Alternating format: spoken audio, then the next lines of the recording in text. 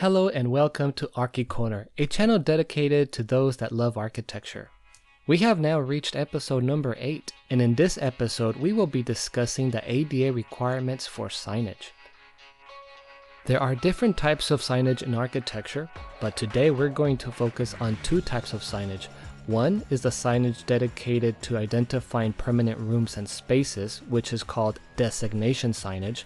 And there's also signage that directs you to the exits of the building, which is called the Means of Egress signage. Designation signage and Means of Egress signage have the same basic requirements. Therefore, the requirements that you see throughout this tutorial will apply to both types of signage, even though I may only be showing one or the other type of sign. These types of signs basically have just two basic requirements, that is tactile lettering and Braille. Let's talk first about the tactile lettering.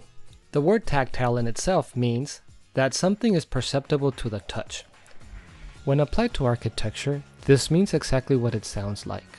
If somebody were to touch the sign, they should be able to differentiate between the sign and the lettering. If I draw a little section back here, I want to show you that in order for lettering to be considered tactile, it needs to be offset from the sign a minimum of 1/32 of an inch. And in essence, that is what tactile refers to. Additionally, however, tactile lettering also has to meet other requirements. For example, it must be uppercase. There is no allowances for lowercase letters. The lettering must be sans serifs. I'm not sure if I pronounced that right, but sans in French means without, and serifs refers to those fancy strokes that you sometimes see in the nicer fonts. However, even though they may look fancier and nicer, they're just not permitted. The tactile lettering cannot be italic, oblique, highly decorative, or have other unusual forms. There's also a bunch of other requirements that have to do with tactile lettering that I'm not really going to get into because they're very technical, but I think it's a good thing for you to know that they do exist, and that is that for the fonts, they regulate also the proportions of the fonts, in other words, how wide, how tall, the stroke thickness for the letters, the spacing between the letters, not only the spacing horizontally, but also the spacing vertically when it applies to multiple lines. So just know they exist. I'm not really going to get into them. Instead, I'm just going to jump into the next section, which has to do with Braille. This may seem like an obvious requirement, but the Braille has to mimic or duplicate the tactile wording above it. The type of Braille is also specified, and that is that it has to be Braille grade 2.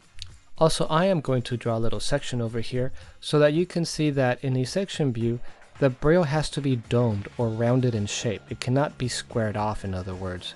The Braille also has to be below the corresponding text.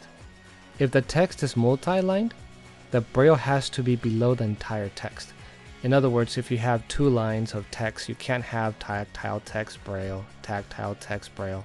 No, you have to have all your Braille wording beneath all the tactile letters. I am not going to get into the specifics of the Braille because it can also get quite technical, but just so that you know, there are requirements such as the capital word designations, the spacing between the Braille dots within the same cell and separate cells, the base diameter of the Braille dots.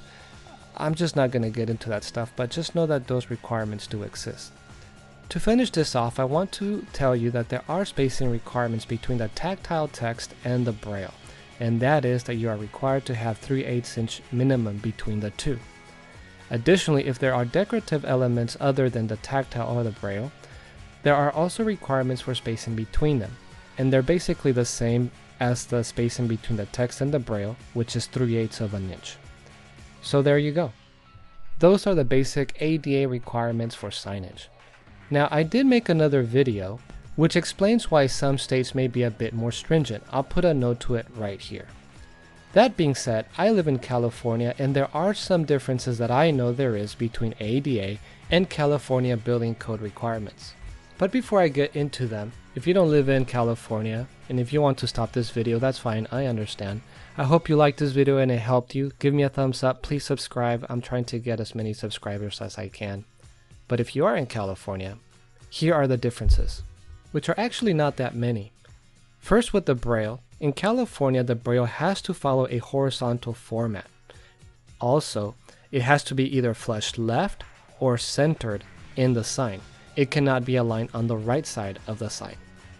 The space between the tactile text and Braille is also 3/8 inch minimum. However, California has a maximum, and that is a maximum of 1/2 inch. And really, that's it. So not that bad, right? If you live in California, I hope this helped you out. Please again give me a thumbs up, subscribing to my channel. I will follow up with a different video that talks about the general installation and heights and locations for signage. Follow up with me on that video, but until then, this is Archie Corner signing out.